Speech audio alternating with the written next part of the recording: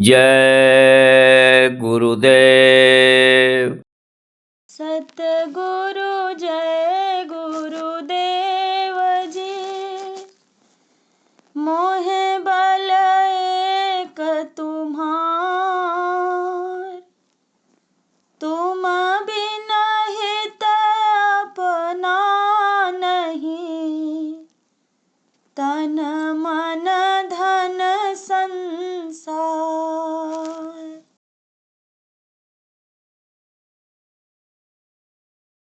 सुनो दिल को लगा प्यारे, ध्वनि अनहद की होती है। सुनो दिल को लगा प्यारे, ध्वनि अनहद की होती है। सुनो दिल को लगा प्यारे, ध्वनि अनहद की होती है। सुनो दिल को लगा प्यारे, ध्वनि अनहद की होती है।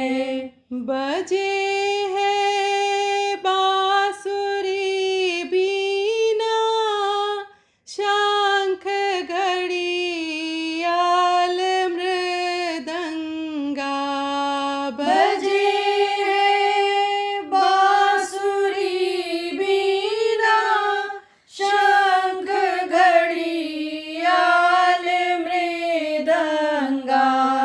गरज बादल की है भारी, करम के मैल धोती है। गरज बादल की है भारी, करम के मैल धोती है। सुनो दिल को लगा प्यारे, ध्वनि अनहद की होती है। सुनो दिल को लगा प्यारे, ध्वनि अनहद की होती है।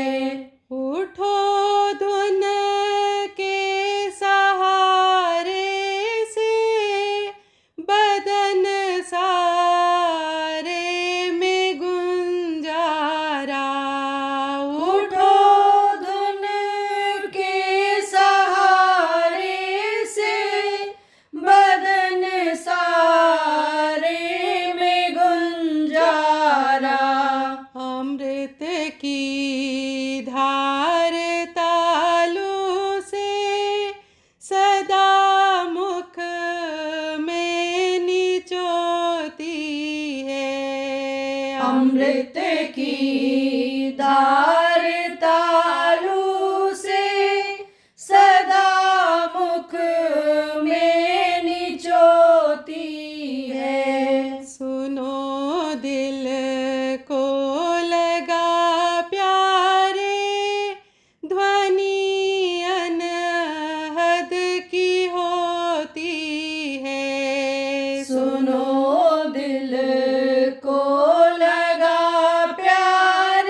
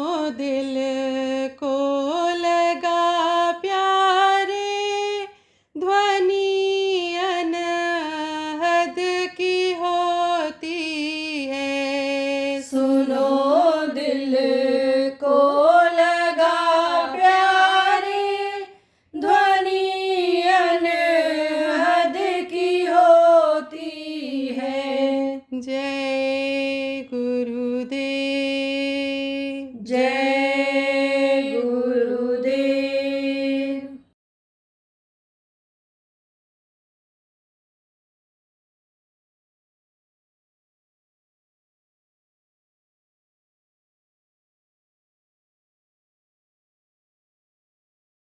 प्रेमियों, 3 लोक और 9 खंड में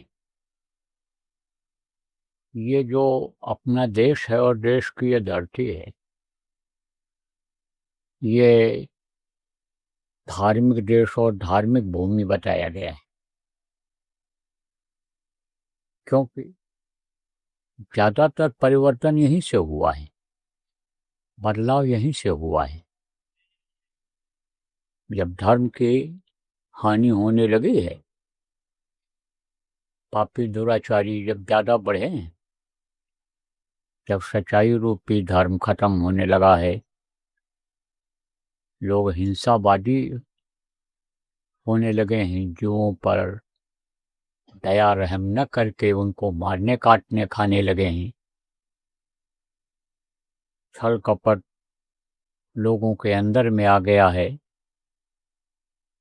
सेवा भाव खत्म होता दिखा है, परोपकार नहीं रहा है, तब शक्तियों का प्रादुर्भाव हुआ है। यह निर्गुण और सगुण रूप में आई हैं। इस धरती से जब जीवों का अपने घर, अपने वतन, अपने मालिक के पास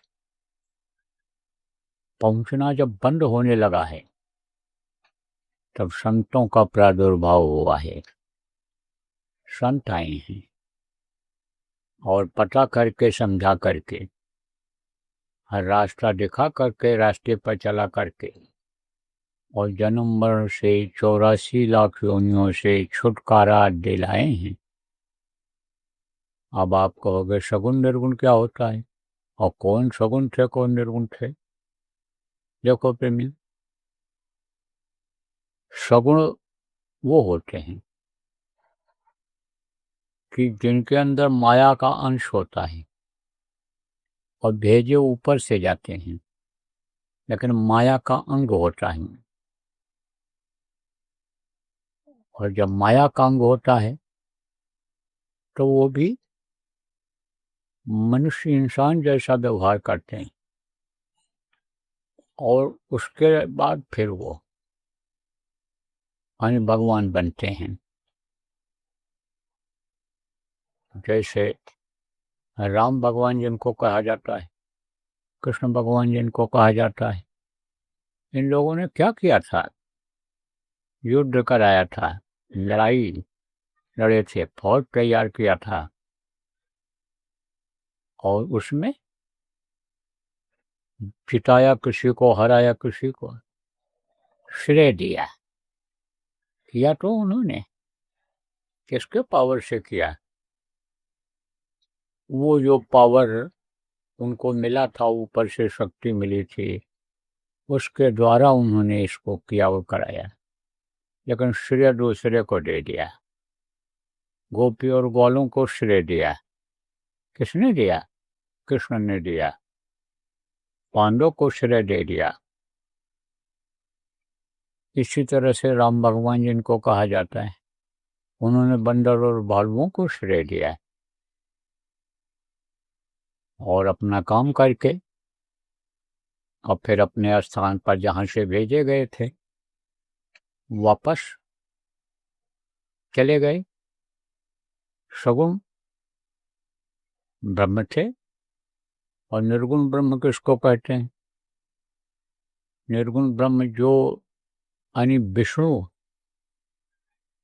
की शक्ति, शिव की शक्ति, ब्रह्मा की शक्ति जिनके अंदर ज़्यादा होती है, ज़्यादा लेकर आते हैं, उनका काम अलग होता है। ऐसे लोग भी आए और वो अपना काम करके चले गए। लेकिन जब इधर कलयुग का प्रभाव बढ़ा, अब जीवों के कर्म ज़्यादा खराब होने लगे, लोग मनुष्य शरीर पाने का मतलब ही नहीं समझ पाए और पशुओं जैसा काम मनुष्य करने लग गया। बुद्धि विवेक का इस्तेमाल नहीं किया, जगी नहीं उनकी बुद्धि, चित्त सही चिंतन नहीं कर पाया, गलत चिंतन करने लग गया, गलत सोचने लग गया। तो आप ये समझो कि नरकगामी होने लग गए। किस लिए? शरीर के सुख के लिए जो उन्होंने पाप किया, उसकी वजह से नरकों में जाने लग गए। तो जब देखो दुख आपको होता है, तब भगवान को याद करते हो। हमेशा अगर याद करते रहो उस प्रभु को, तो दुख आवे क्यों? जब उसी को भूल जाते हो, गुरु को ही भूल जाते हो जो दुख हरता होते हैं, दुख दूर करने वाले होते हैं, तब तकलीफ पाते हो। जैसे इसी में बहुत से लोग बैठे हो, आप नामदानी हो, कुछ नए ज़्यादातर पुराने हो, लेकिन गुरु के आदेश का पालन आपने किया? गुरुमुखता आपके अंदर आई? गुरु भक्ति आपके अंदर आई? नहीं आई। अगर गुरु भक्ति आई होती, गुरु के आदेश का पालन करते, गुरुमुख बनते और भजन ध्यान सुमिरन करते, कर्मों को काटने के लिए शरीर से मन से सेवा करते, तो जब कर्म कट जाते तब क्यों ये तकलीफ भोगनी पड़ती? देखो, कई लोग इसमें ऐसे मिल जाओगे कि जो बढ़िया से बढ़िया इलाज कर रहे हो, अच्छे डॉक्टर को दिखा के दवा खा रहे हो, लेकिन तकलीफ नहीं जा रही है। एक मर्ज दबा दूसरा पैदा हो गया, थोड़ा आराम मिला फिर वैसे हो गया। तो यह क्या है? यह कर्म भोग है, और कर्म भोग यह कटता नहीं है जब तक कर्म काटने का तरीका नहीं मालूम होता है। इसीलिए देखो, कर्मों के चक्कर में सबको आना पड़ा जो मनुष्य शरीर में थे पीछे। कर्मों से कोई छुटकारा नहीं पाया। आप ये समझो, ऋषि मुनि योगी यति सभी काल बस होए, सभी काल के देश में उसके अनुसार सबको सजा मिली। ये कर्म करते कैसे हैं? कहा, कर्म फास छूटे नहीं, कहते करो उपाय, और सतगुरु मिले तो उबरे, नहीं तो भटका खाए। सतगुरु अगर मिल जाए और सतगुरु के बताए रास्ते पर चला जाए, तो ये कर्म भी कट जाएंगे। और कर्म कट जाएंगे जब, फिर तकलीफ फिर खत्म हो जाएगी। अब आप लोग जो बीमार तकलीफ वाले हो, समस्याएं हैं आपके सामने, कोई न कोई परेशानी आ जा रही है, टेंशन होता है। ऐसे लोग जो आप लोग अपनी बात को कहने के लिए आए हो कि भाई चलो बाबा से कहा करते थे और हमको आराम मिल जाता था, फायदा हो जाता था, अब उतना फायदा नहीं होगा। होगा तो थोड़ा बहुत, लेकिन उतना नहीं होगा। क्यों? क्योंकि आप में मनमुखता आ गई, मन के हिसाब से आप करने लग गए। मन कहता है कि नहीं करेंगे जो बताया है, तो नहीं करते हो। और गुरुमुखता अगर आ जाए, गुरुमुखता किसको कहते हैं? गुरु का आदेश चाहे रैन में हो, बैन में हो, सैन में हो, उसका पालन करना चाहिए। गुरु के आदेश के बदले में देखो गुरुमुख लोगों ने क्या नहीं किया, इतिहास बता रहा है, तवारीख बता रहा है। शेख फरीद नाम के एक पीर हुए हैं, फिर पैगंबर होते हैं ना, गुरु मान लो आप, महात्मा मान लो आप, फकीर मान लो आप, तो वो जहाँ रहते थे उनका एक चेला भी रहता था। ऐसे कुटिया बना करके साधु लोग रहते थे, ऐसे वो लोग भी रहा करते थे। तो चेला हष्ट पुष्ट तंदुरुस्त था और सुंदर था। तो सामान वगैरह खरीदने के लिए बाजार की तरफ जाता रहता था। तो रास्ता कुछ इस तरह का था कि उधर ही बाजारू औरतों का घर पड़ता था, जिनको वेश्या कहा जाता है। तो दरवाजे पर वो एक औरत बैठी रहती थी, तो वो इसको छेड़छाड़ करती थी और अपनी तरफ आकर्षित करती थी। आकर्षित मतलब चाहती थी कि हमसे प्रेम करने लग जाए। तो उसको तो प्रेम एक से था। किससे प्रेम था? गुरु से अपने प्रेम था, मुर्शिद से अपने प्रेम था।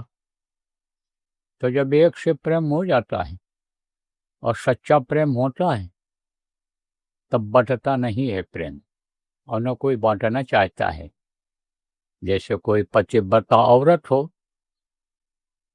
और एक पत्नीधारी पति हो,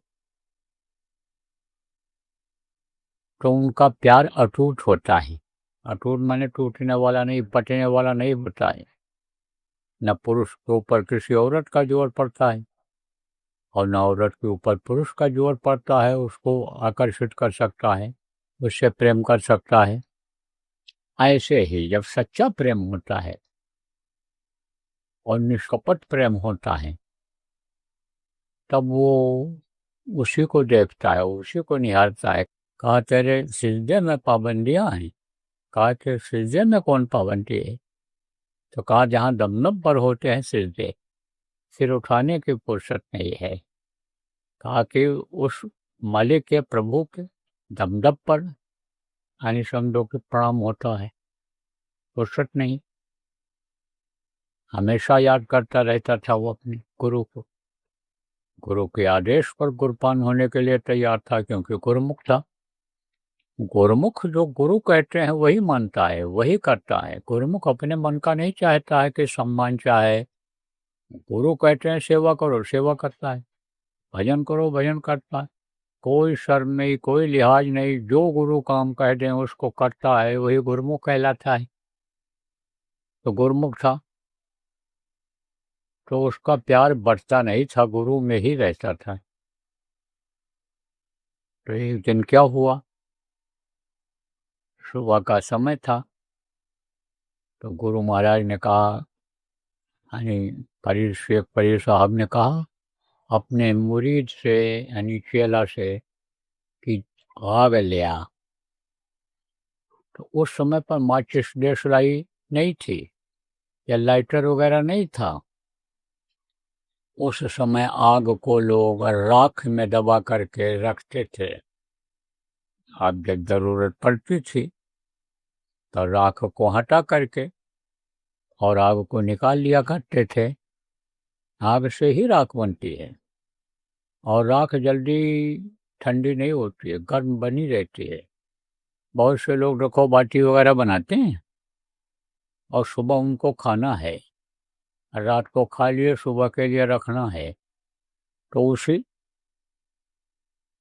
यानी राख में दबा देते हैं और सुबह वो फिर गरम गरम मिल जाता है खाने को। वैसे तो बाटी खराब होती ही नहीं अगर सिक जाए ठीक से। 4-6 महीना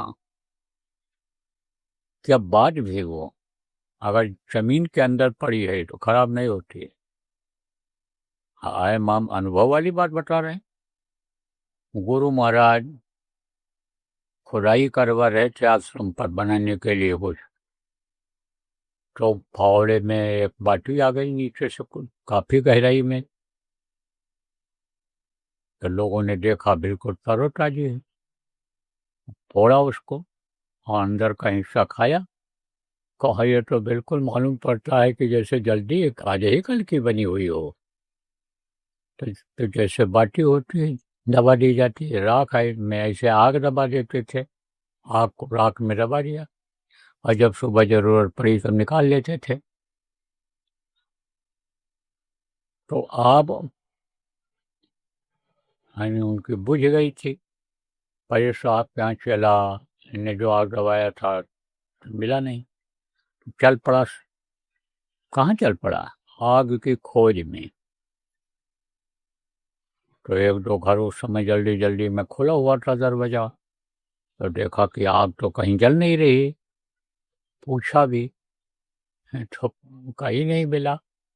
बाकी दरवाजा सुबह सुबह तो बंद ही था। फिर उधर ही जा रहा था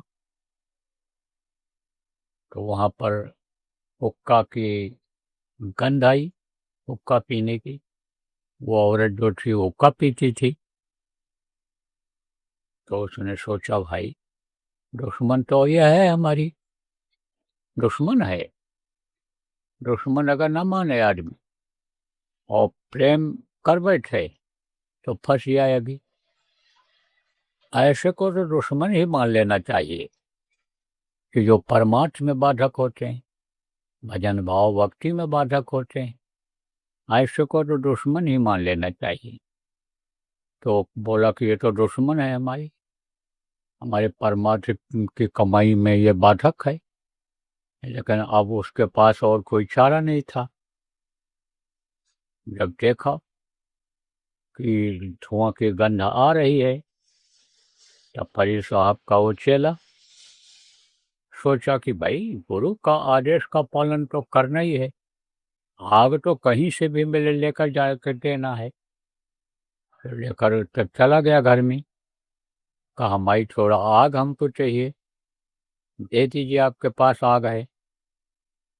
तो उसने हम हंसी हंसी में मजाक में कहा मुस्कुराते हुए कि आग तो मिल जाएगा, दे दूंगी, लेकिन तुमको अपनी आंख देनी पड़ेगी उसके बदले। तो उसने फट से उंगली डाला और आंख निकाल करके रख दिया। अब औरत तो डर गई, औरत डर गई कि ये क्या हो गया, लेकिन आग उसने दे दिया।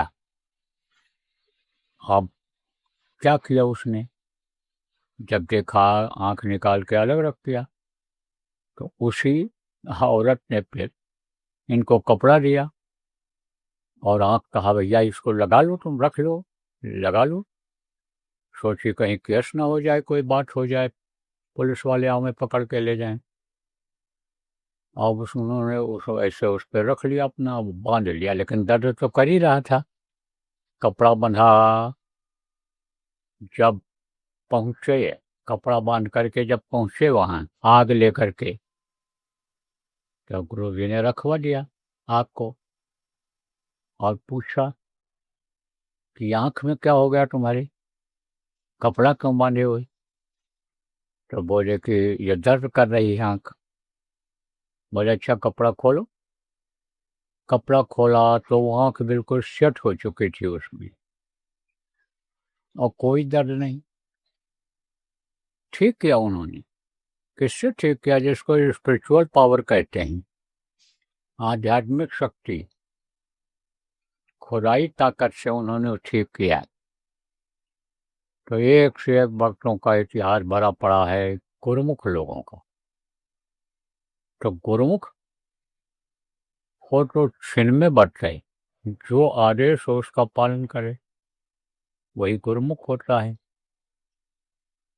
तो जो भजन ध्यान सुमिरन बराबर करते रहते हैं और सेवा करते रहते हैं, उन्हीं में से गुरुमुख निकल आते हैं। लेकिन गुरुमुख कम होते हैं। आदमी को गुरुमुख होना चाहिए, भक्तों को गुरुमुख बनना चाहिए। देखो मैंने आपको बताया कि औदारिक शक्तियां आई, अन्य लोग आए, निर्गुण सर्गुण ब्रह्म का रूप धारण करके इस धरती पर आए, और फिर उसके बाद में ये संत आए। तो संतों के पास बहुत तरह के जीव जाते हैं। तो अव्वल नंबर जिसको कहते हैं, एक नंबर फर्स्ट क्लास जिसको कहते हैं, वो कौन होते हैं? वो जब समझ लेते हैं कि गुरु सच्चे हैं, गुरु अच्छे हैं, गुरु पहुँचे हुए हैं, जब ये समझ लेते हैं, विश्वास हो जाता है कि ये हमको आध्यात्म विद्या पढ़ा ले जाएंगे, या हमारी आत्मा का कल्याण कर ले जाएंगे, या हमको हमारे घर अपने घर पहुंचा ले जाएंगे, तब उनसे नामदान ले लेता है और उन पर विश्वास करने लगता है और उनके हर आदेश का पालन करने लग जाता है।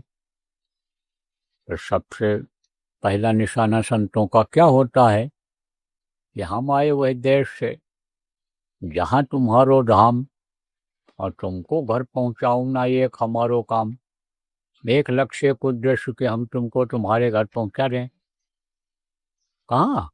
जहाँ वो प्रभु रहता है, कभी नीचे नहीं उतरता, जिसको सुख का सागर कहा गया, आनंद का भंडार कहा गया, जिसको अविचल देश कहा गया, वो वहाँ रहता है। उसके पास जब पहुँच जाता है ये जीव, तब सुखी हो जाता है। दुख और सुख ये दोनों खत्म हो जाते हैं, पुण्य और पाप दोनों खत्म हो जाते हैं।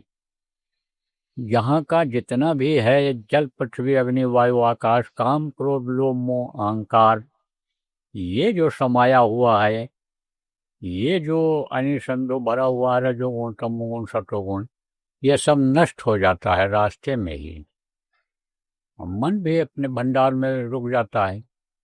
जब जीवात्मा वहाँ पहुँच जाती है, उस प्रभु के पास पहुँच जाती है, तो जब वहाँ पहुँचती है तो कैसे पहुँचती है? उपाय से पहुँचती है, युक्ति से वो पहुँचती है।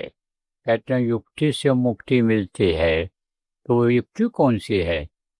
यही प्रेमियों सुमिरन ध्यान और भजन। डोर वो कौन सी है? नाम की डोर है, ये शब्द की डोर है कि जिसको पकड़ने के लिए, शब्द को पकड़ने के लिए हम आप भजन करते हैं, ध्यान लगाते हैं, वो ये है। इसको जो करता है और सेवा करवा करके जो कर्मों को, पिछले जन्म के कर्मों को कटवाते हैं, और सेवा में छोटी बड़ी सेवा जो भी मिल जाए, उसमें जो धन्य मानता है अपने को, गुरु की दया, गुरु की दात मानता है कि गुरु ने हमको ये सेवा दिया, वो एक नंबर का कहलाता है भगत। उस प्राणी को कोई रोक नहीं सकता है। उसकी मुक्ति मोक्ष के लिए तो समझो रास्ता खुल गया, एक तरह रिजर्वेशन हो गया।